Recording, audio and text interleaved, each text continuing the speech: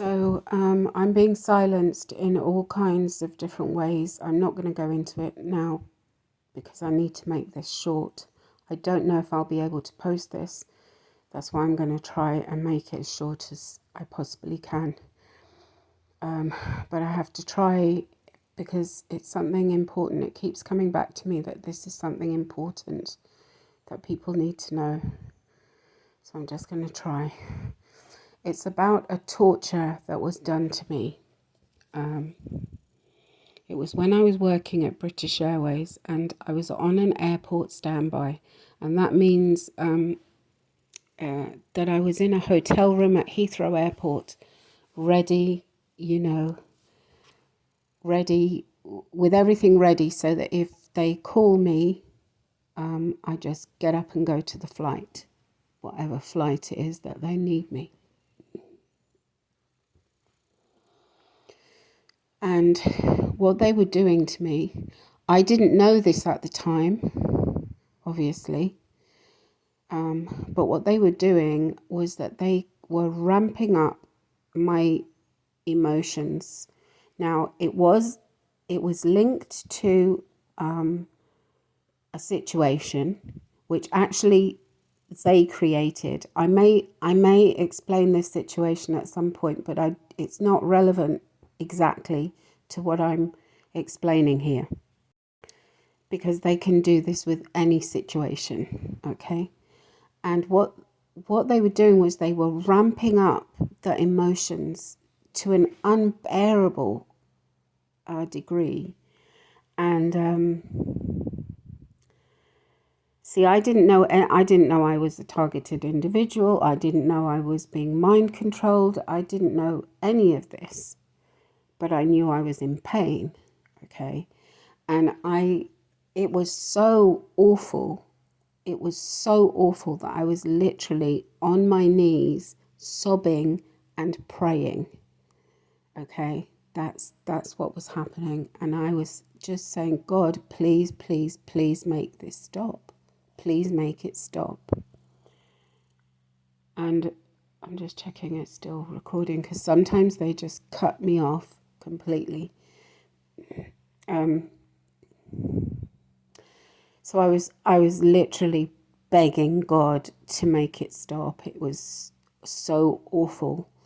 And then it did stop. It just suddenly stopped. And of course I was like, oh, thank you, God, And ultimately, of course, it was God.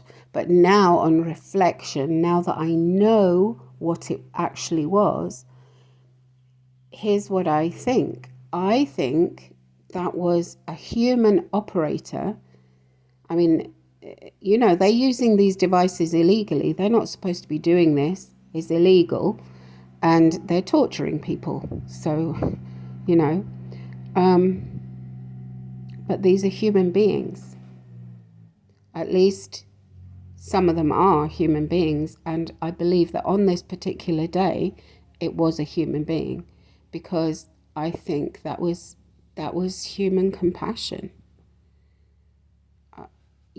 I think that,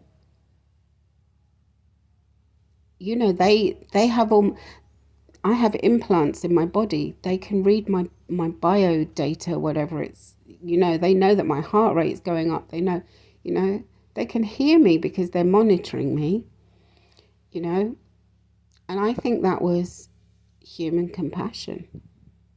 Okay. I think that operator of that device on that day